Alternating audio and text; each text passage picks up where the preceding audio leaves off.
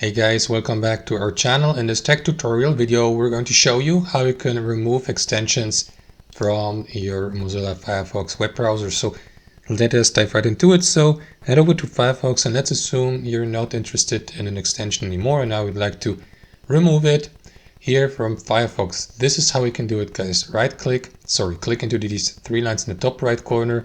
And from that menu, select extensions and themes, or alternately use the shortcut Ctrl-Shift-A. And here, guys, you'll be redirected to the add-ons and extensions manager. Make sure that you switch from themes or languages to extensions. And here under manager extensions, you will see all extensions that have been already installed and that are running under enabled.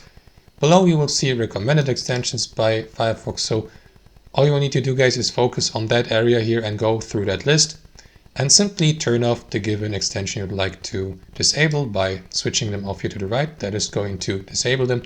If you'd like to remove them entirely, click into these three dots, select remove, and confirm the removal by clicking into this button. Now I'm not going to do this because I would like to keep that extension, but that's how you delete or remove extensions from Firefox. Thanks for watching, hope you enjoyed this video, got some value from it, and we'll see you next time on our channel.